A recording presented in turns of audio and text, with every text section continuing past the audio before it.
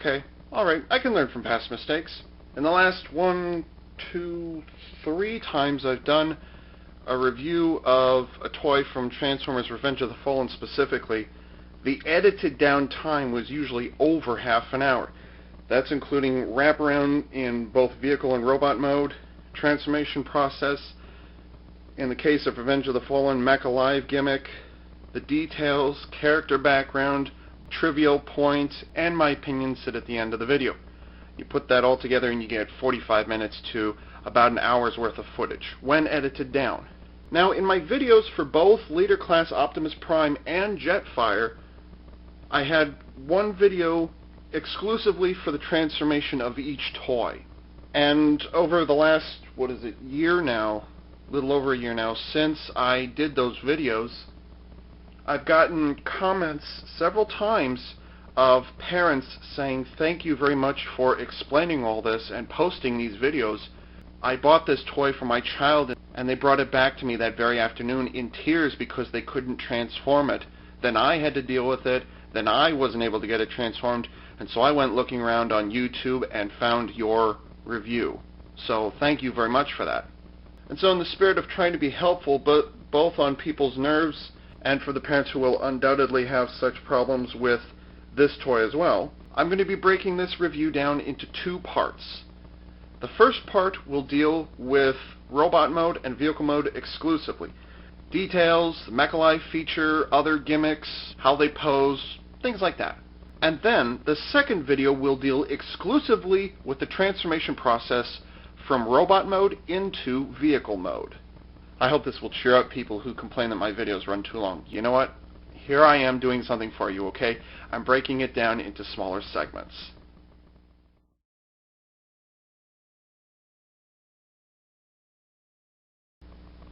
According to the 2 primary fan-run Transformer wikis that exist out there, this version of Starscream is more or less the same as his G1 counterpart, except that he doesn't really cower as easily in front of Megatron.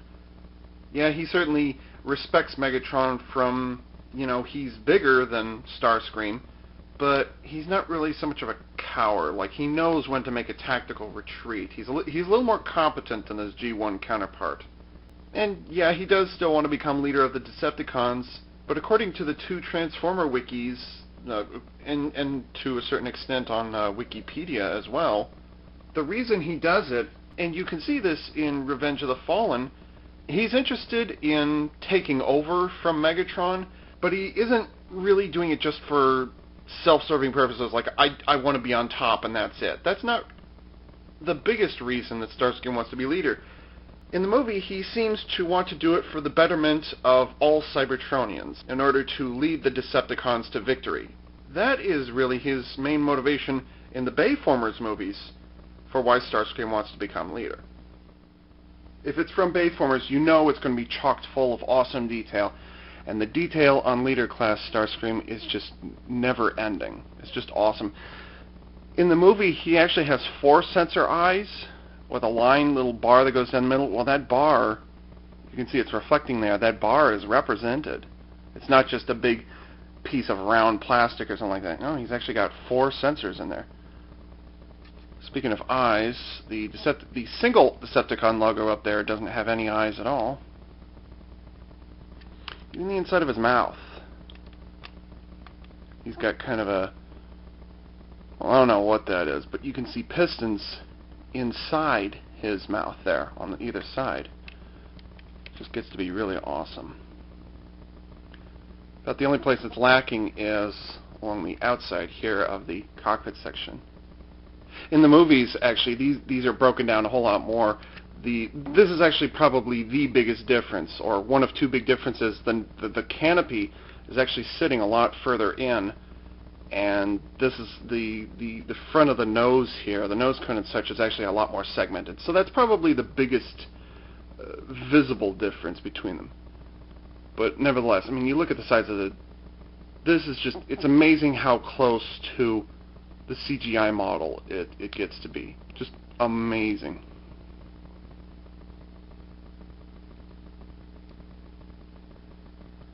Going on his legs. The double knee leg, or whatever it's called. It's amazing. And not just some little tabs, but even his heels have kind of a weird shape to them, you know? That's great. It's awesome.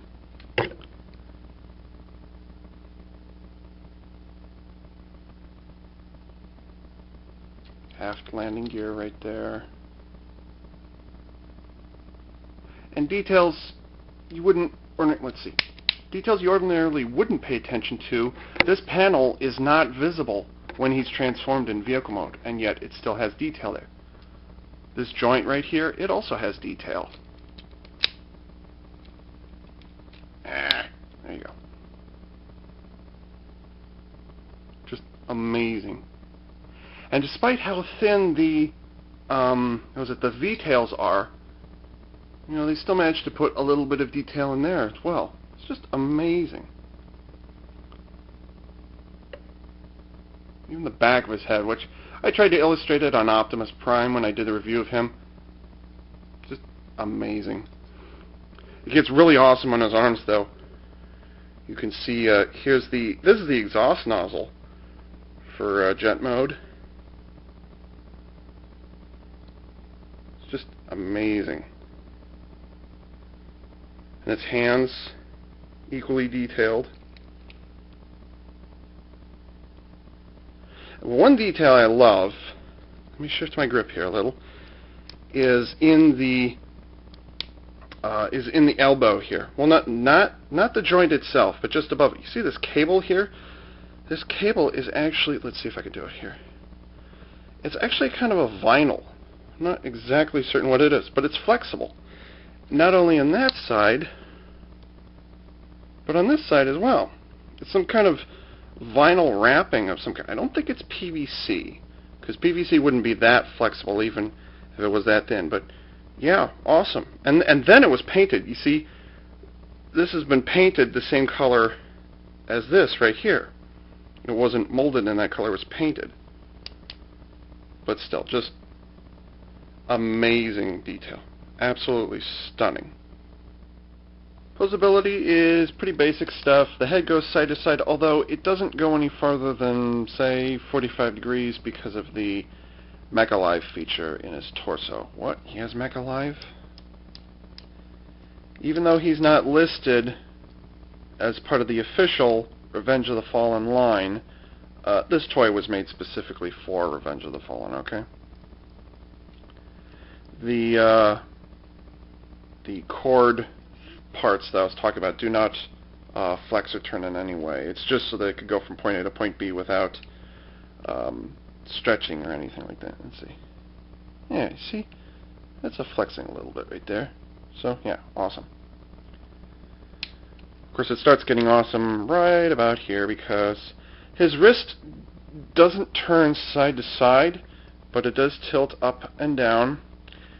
And the middle three fingers, well, have pretty good range, but they don't have knuckle joints there.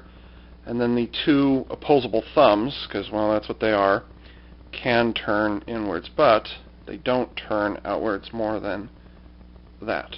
So you can, posing, you want to be able to turn the wrist, and that actually is something that a lot of people have been complaining about. You want to be able to turn that wrist, but it just won't let you. So some poses, believe it or not, actually does make a difference, because the closest to a fist you can get is that. That's as close as you can get. It's like he's flicking you off or something, you know? Maybe do that. But it's just not the same, you know? But anyways. So that's pretty nice. Or maybe not. Now, bird legs on a Transformer, or Bayformer as the case may be, actually does impede the posability a little bit, because what you're not supposed to do is have it posed like that. That's what you're not supposed to be. It's supposed to be bent here, bent here. Oh yeah, posability here, here. Forward and backward, easily enough. Standard affair stuff. I kind of wish I'd been able to usually with a transformer you can point the leg like this and then twist it here. Well, they don't have it there. Instead they have it here, which it makes things, I'll say, interesting for posing. And then there is a little bit in the ankles. Actually, technically this is his ankles. These would be his toes. So anyways, yeah, posing is an option. So yeah, that's pretty nice. Here's where it gets interesting though. And here's, because this is the Japanese version, it doesn't say anything, as far as I'm aware, about Mech Alive, because, well, it wasn't labeled as part of the Revenge of the Fallen line. This is Masterpiece Movie Series line. But anyways, it's got to be Mech Alive. What you do, there's a joint, actually it's a pair of joints, here and here. And so what happens is, and this applies to the other side, you can twist that whole outer torso like this. Isn't that amazing? So you actually can have him twist his arm inward like this. And how many Transformers can you think of that can do that with their hands? They can't, usually. You have to be lucky if maybe you'll have a ball joint that might give you a little bit of something, but not the whole frickin' torso. That's amazing. That's awesome. The other Mech Alive that he has is, you see these kind of, see this brass colored bar right here? You twist just his lower leg, and you can see it changes. And because his leg is hollow most of the way around, you can actually see it from the back side of his leg as well. See how it twists and turns like that? But you can't see it from either side. Oh well. But still, you know, that's torso shifting. These right here, this right here, just amazing. Now this gets a little bit into weapons, but I would classify it more as Mech Alive because it isn't really treated like a weapon. I would call it Mech Alive. I'm not sure if the US release of this does or not, because, well, I don't have the US release. There's a trigger right there, and when you push up on it, you get pop-out weapon. You can pull back on it easily. It's not really spring-powered. The doors are spring-powered, so they will always close on their own. But, yeah, he's got the Gatling gun. Actually, it's a Vulcan gun. The F-22 has a Vulcan gun. And then on this side, you get an extra pair of missiles. It's actually a little difficult for me to get these in. I actually have to force the missiles back because the little flaps on the back of them, the little winglets right there, won't quite get past the door, so you have to kind of force it. But you can see the door will close itself. Mech Alive at its finest. However, there is one final Mech Alive gimmick that I just have to bring up. How much more awesome can this Mech Alive get? Well, since it is a leader class figure, how about some light and sound? No one can defeat Starscream. Look at the detail in there, it's just awesome. His mouth opens up because of and this is just a minor thing, it's probably a little extra stub or something on the inside, but I can force the mouth to stay open on mine. Caw. And the other thing he says is, Decepticons will crush the Autobots. Of course, both of those phrases are not spoken by the guy who is in the movie. Was it Charlie Adler? Adder? However you say his name.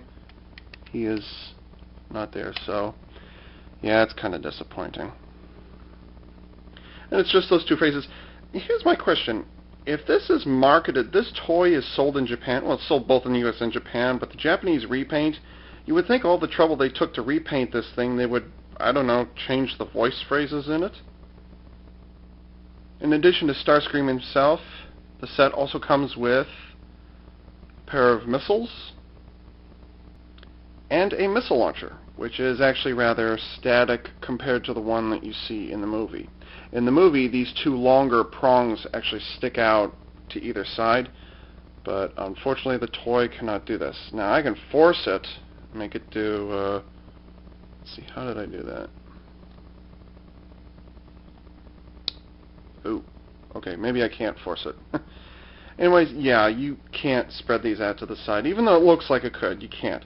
But what you can do is take one of the projectiles and stick it right in there. It's not what he does in the movie, but it's not like these puny little things will shoot off. The range on this thing is actually pretty powerful. I don't know the difference between the US and the Japanese version, but if you hold this at about... If Starscream is standing straight up, and you just stick his arm straight out, this thing will go about 3.5 feet. I mean, this thing is pretty damn powerful. So, yeah. Now, of course, you would expect Starscream to just hang on to it and shoot it, right? Well, you'd be wrong. See that hole on the top of the hand? Not on the bottom, but on the top of his hand. What you do is you fold the fingers away, and then you stick this, oh, I think I'm going to need two hands. Oh, maybe not. Stick this in here. My apologies for not showing you. And there it is, attached to his left hand, just like it is in both movies. Oh yeah, by the way, there's no way in hell this thing and all those missiles could fit inside that puny, tiny-ass little arm in either movie. No mass shifting my ass. And you can stick a missile inside, preferably when you're using both hands. And there you go. And, you know, it just blends right in. If you don't know these are fingers, then it just looks like it's part of the, you know, part of the intricate Bayformer style. And you know what? I got no problem with that. Additionally, you can place each missile, which has a peg right there, and then you can take the missile launcher, turn this like this, and stick it in here like this.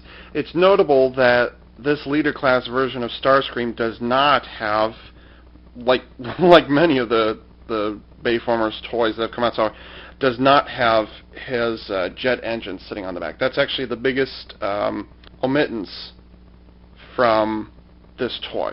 Like I said, earlier I said the engines end up right here. I know I'm getting distracting. The engines end up right here, or at least the exhaust nozzles end up right here, but his missile launcher doesn't end up back here. But you know, you can kind of say that's a jet engine of some kind, I guess. Although during his transformation in the first film, there seems to be some exhaust coming out of his feet. I don't know why. But anyways, yeah, you can store the weapons right there if you want.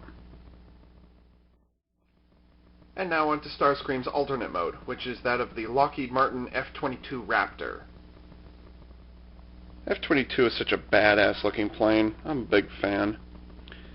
The cockpit actually does have details inside. You cannot open it from either side because this panel right here keeps you from opening and closing it. So the only time you open it is when you're using Mech Alive. The nose is made of rubber, but you cannot turn it side to side.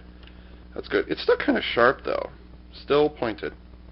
But, They did the same thing with Jetfire, and I was not impressed with their anti-poking measures. Here's the top of the shoulders, like I was describing earlier, the exhaust ports. The identification on the back here is for the 1st Fighter Wing 71st Squadron, also known as the Ironman, out of Langley, Virginia out of Langley Air Force Base in Virginia. Oddly enough, the 71st doesn't fly F-22s, from what I've heard. I mean, I don't know. They could be by now. But at the time that Transformers 1 came out, yeah, they weren't flying F-22s. So this is most likely a nod to, Starscream's alternate mode in G1, which was an F-15. So that's probably what that was. This is where the Vulcan gun would sit. They don't put the guns on the bottom and the nose to help the stealthiness of the plane. They actually put it on the top, but there's no hole. It's actually rather flat right there. It's kind of depressing, but eh. The turbofans underneath for the air intakes. That's nice.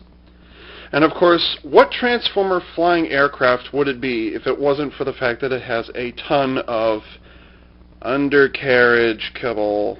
Look at all that shit. Seriously. Even the wings. Although, I do like the kind of feathering pattern on the wings. That's kind of cool. But, I mean, come on. Anyways, yeah, it does make the F-22 look rather pregnant. Actually, it kind of reminds me of the automated air drones from the first 1 or 2 episodes of the original Macross series. What do you think? It's kind of close, huh?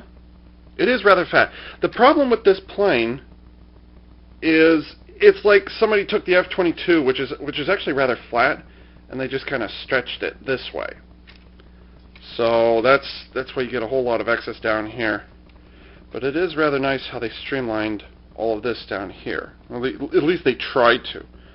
The Jetfire was kind of shameless, but at least here they tried to do something with it. And the landing gear.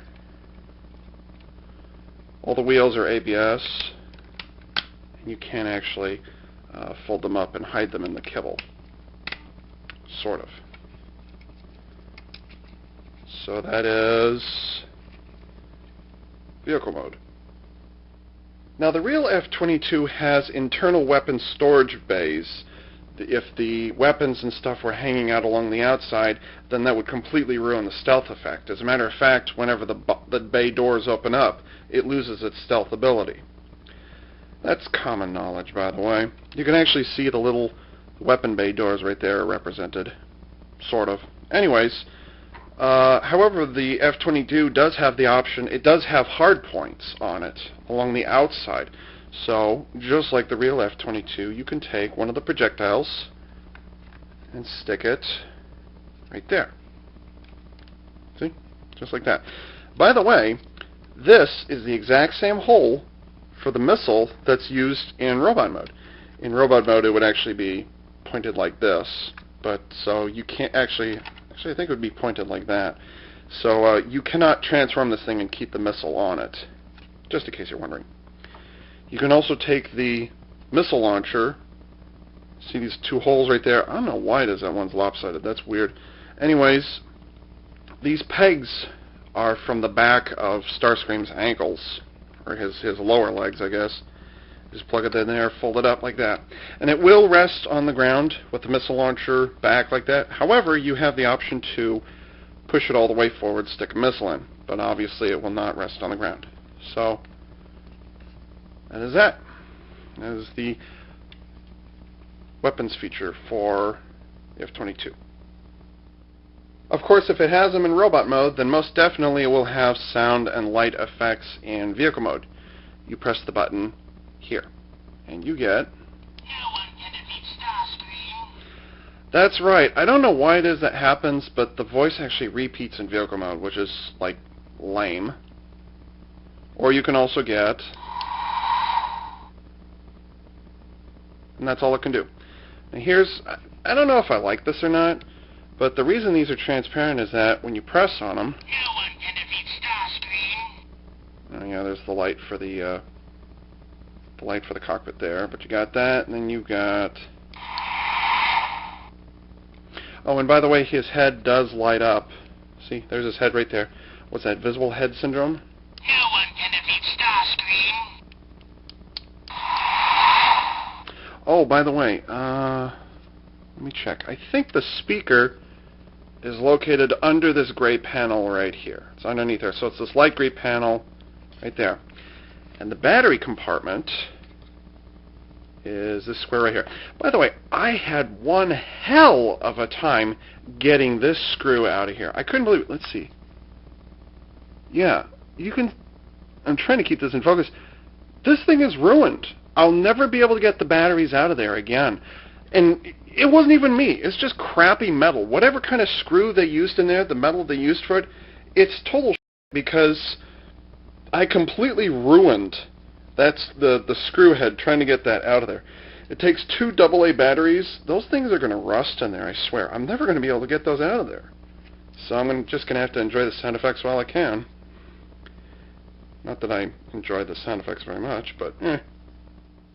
Of course, as is the case with all other Japanese released Transformers, you get a unique collectible trading card, which has the movie version of Starscream right there. That's the CGI. That's what he really looks like in the movie. You can see the set name, Masterpiece Movie Series 1. And on the back, you get a toy picture, a little bit of bio, and his stats. Of course, I can't read any of this, so I'm assuming it's a direct translation from the American version. Oh wait, they don't make these in America. Now, I'm not certain if this came out in the US or not, but the Masterpiece Movie Series Starscream also comes with a little miniature comic book, Revenge of the Fallen Unite for the Universe, whatever that means. Written by Simon Furman and art by, I'm not even going to try and pronounce that name. This is, of course, a Japanese comic, which means it's all in Japanese, okay? Every single one of it.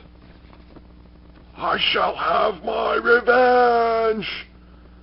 This is Bludgeon, of course. There's a couple other characters. By the way, all the new characters in here, all the Decepticons, with the exception of Starscream and Megatron. You see there's Megatron's backside.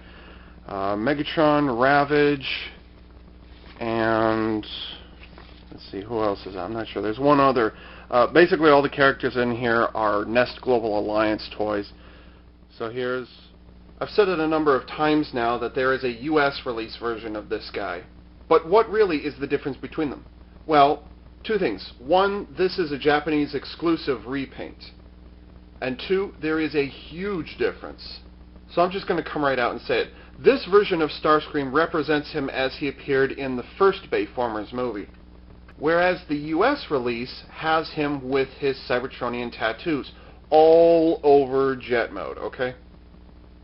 That right there is the big reason why you want to get this guy, is because it doesn't have the Cybertronian tattoos, which I heard a lot of people complain about. Me, honestly, I'm kind of neutral on the matter, so whatever.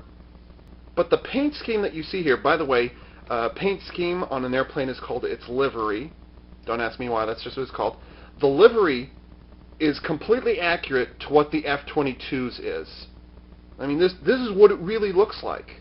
Now, granted, you don't have, pilot designation and warning markers and things like that, but the largest of the markings, such as the Air Force logo over here and the squadron identification on the outside, those are real.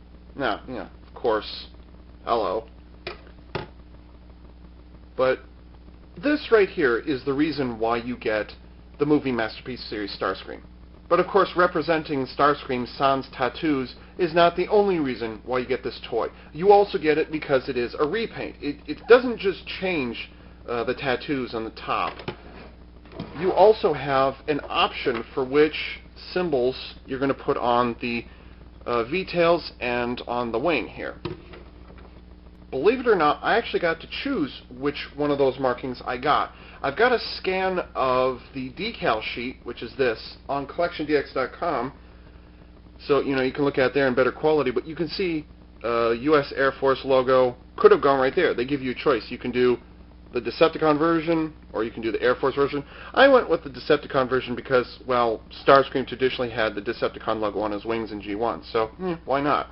And I decided just for screen accuracy to go with the 71st Squadron 1st Fighter Wing logo right there. Now, by the way, I totally goofed this up, and I'm never going to be able to change this, unfortunately.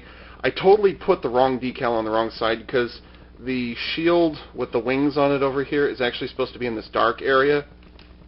And the problem is, on the other side, it's the exact same thing. So I accidentally switched the decals, so watch out for that when you put those on there. They actually are rather specific, which which number side goes which. I was like, oh, I'm smart enough. I can put those on there without any problem. You know what? I effed it up, okay?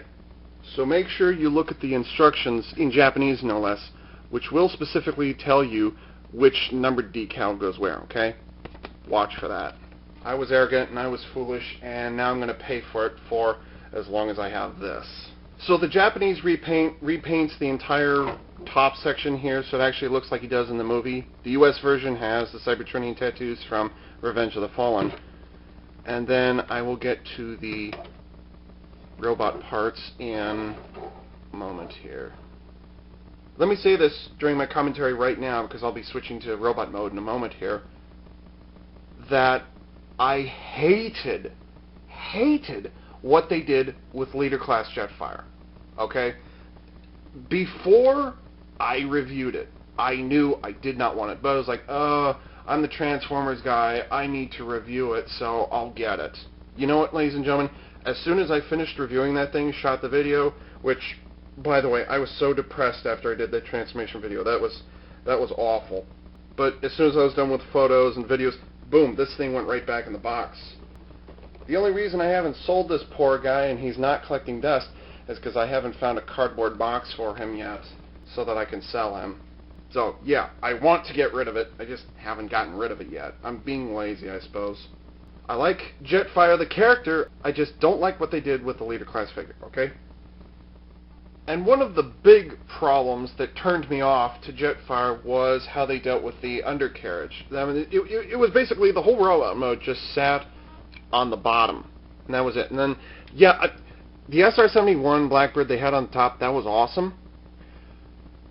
Same thing happens here. I mean, there are only two examples I can think of where, and this is one of my little beefs on, you know, fixed-wing aircraft that are Transformers, is that undercarriage kibble. You can get away with it on vehicles because nobody sees the bottom of a vehicle with wheels.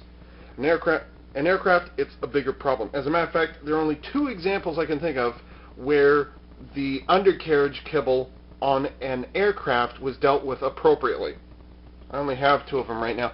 The first one was animated lug nut, which had, this is a little off topic, but had some of the best undercarriage kibble, or at least it was dealt with very effectively. It's very smooth and streamlined, and yeah, there's a little here, but at least they tried to do something about it, you know? That was awesome.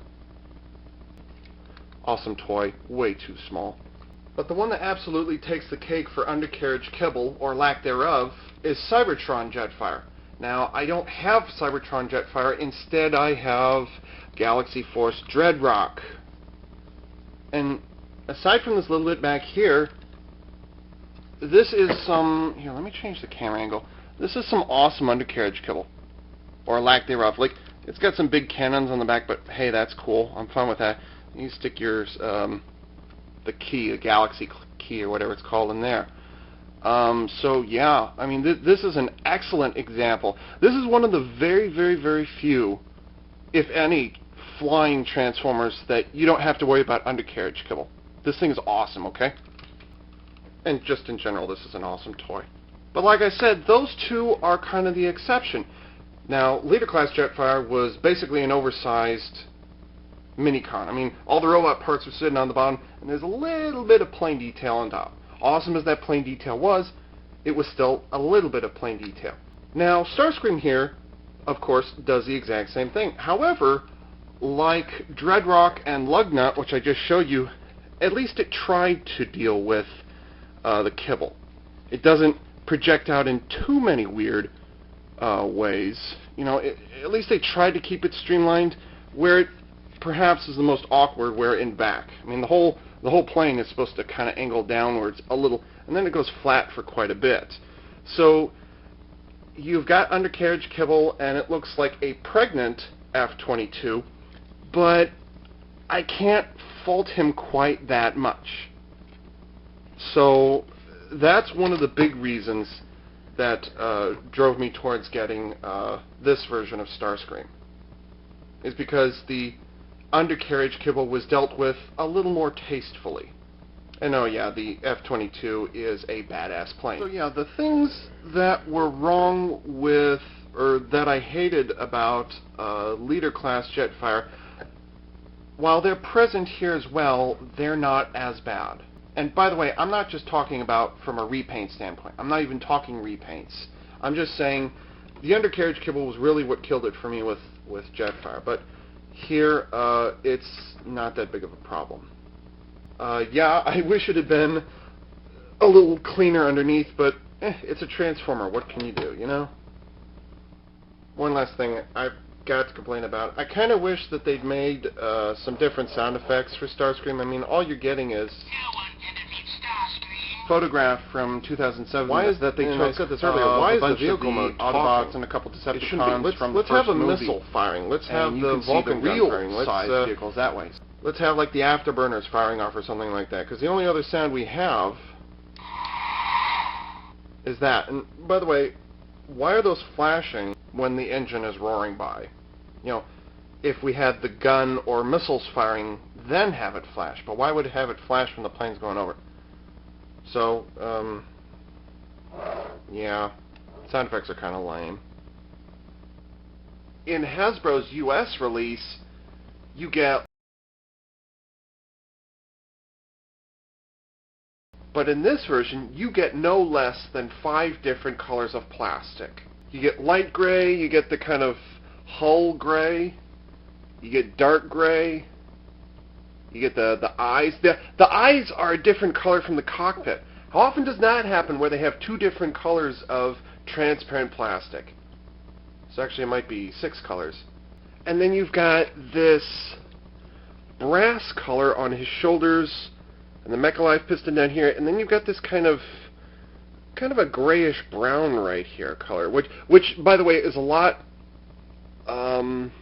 what's the word I'm looking for? It's a lot lighter color than the US version. The US version is just light gray, so it can be played out as silver, and then it's got just kind of an average brown, and then it's got some transparent plastic. So the Japanese version is just amazing in that, yeah, I've been saying that word a bit too much here, in that it has just, you know, 6 different colors. Light gray, a little bit of dark gray, and then you get a little brown. They dump a whole bunch of paint applications on top of that.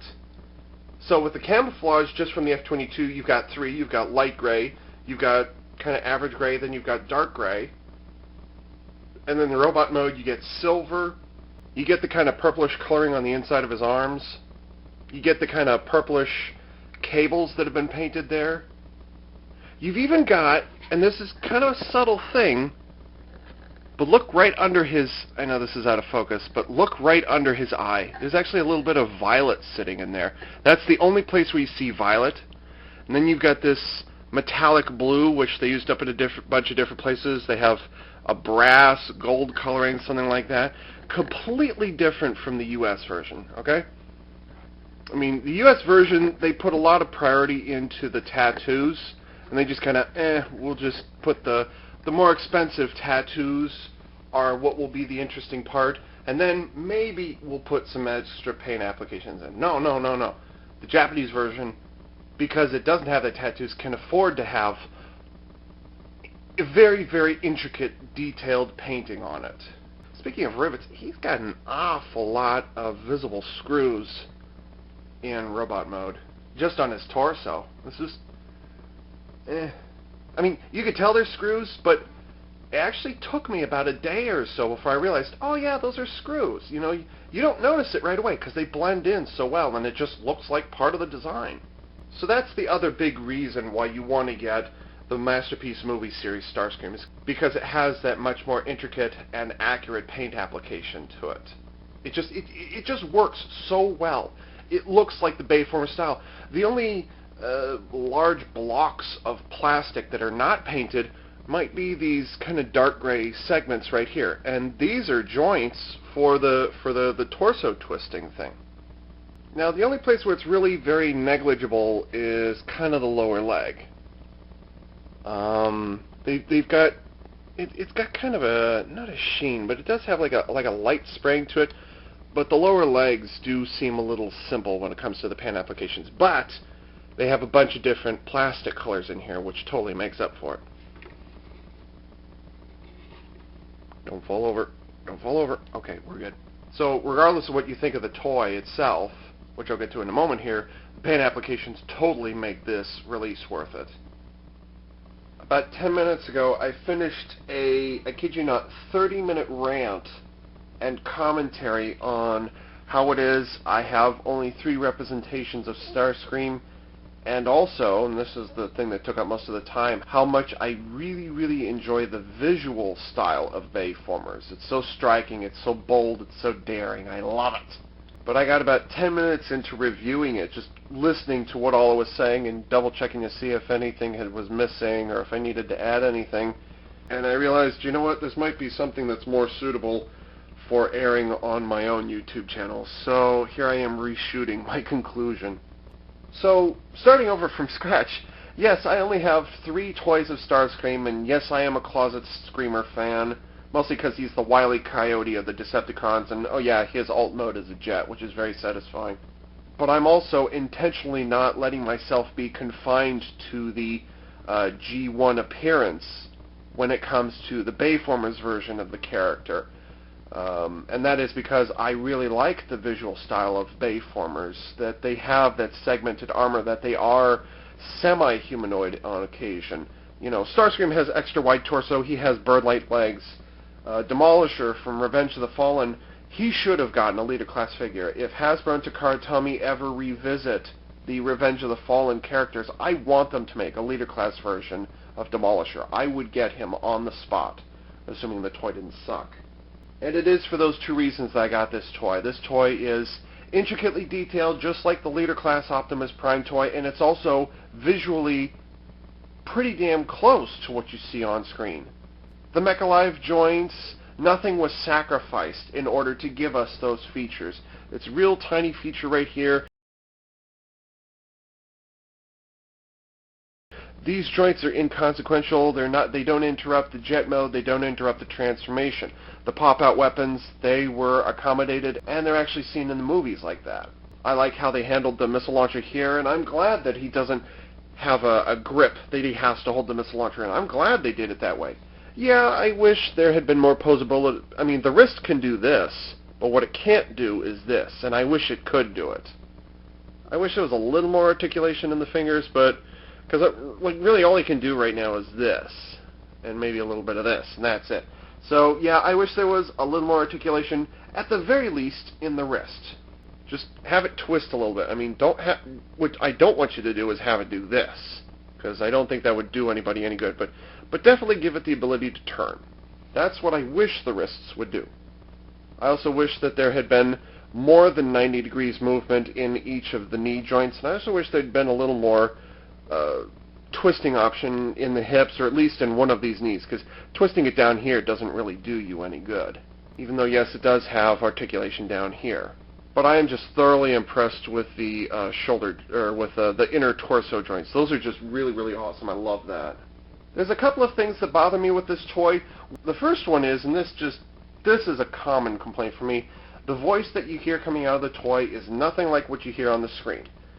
I mean, after 25 years, that is still a problem. The only time they've actually done that correctly was in the animated line with all of the leader class figures there. That's the only time they ever did it right. So that's a common pet peeve of mine. The other thing I didn't like was that, and why it is, the transformation button is right there. Why isn't it a little hidden trigger sitting somewhere in here? I mean, most of the electronic transformers I have, they have little hidden buttons. You have to use a pen or like a little paper clip or something. You have to stick it in there, and then it'll make the sound. But it's just right there. I don't get that. The other thing I don't get is, why is it that the jet mode's trigger is right there? Also, why is he saying his name in jet mode? Why is he talking in jet mode? I already said that earlier. Why isn't this button, further back under the wing so that you can't get to it? Yeah, kind of. Actually, I mean, here it doesn't look like anything's missing back here, but yeah, I kind of wish the jet engines had been back there, but I'm not too concerned about that. But I do like how they solved the problem with his shoulders. A problem that occurred in the Revenge of the Fallen Voyager class toy was that it was more or less like this, and it had kind of weird twisting. By the way, when you get it in the box, it's like this. what you need to do is pull this out like that, and then you get that full range of motion. Anyways, I like how they dealt with that. I love how they have this, and I love the little extra bits, Bayformers, robots bits that they have here. For example, these kind of support structures here. It only bends out like this for the transformation, but I love that it's there. There's also a bar right here, which, let's see. Oh, I'm actually going to view this from the other side. There's that little bar. That's it. Let me get a good grip on it. Here it is. This bar right here, it's actually part of the transformation. I wouldn't call it automorph, but there it is. I really like how that bar sticks out because that's a very Bayformer style feature. It looks like a piston that's sticking out of nowhere with a big old gap in the middle. I like that. It's just like these, only better. I like how it has these things stick out. I like how the toes can spread apart. I like how I just love the visual style of Bayformers, and it's little things like this and these up here, and even how this turns. It just makes that really satisfying. Don't fall over. I actually had him fall over in a previous take. So yeah, this is a really great toy, very satisfying, very awesome, regardless of whether or not it's a Japanese exclusive repaint or not. The toy itself is amazing and completely worth it. It's more expensive, but what do you expect when you import a Japanese toy, I mean, that's going to happen. And now one last thing before I close this out. I'd like to pass a special thanks on to Angles.com, who generously provided this free sampler for us to review. They have a great inventory of Transformer toys over there, and I'm not just saying that just because I have to say it. I've actually gone in there and looked around, and yeah, they really do have a good variety of Transformers toys over there. So definitely go check out www.angles.com. There's some pretty awesome stuff over there. And so, this is Ava Unit 4A for CollectionDX.com, signing off.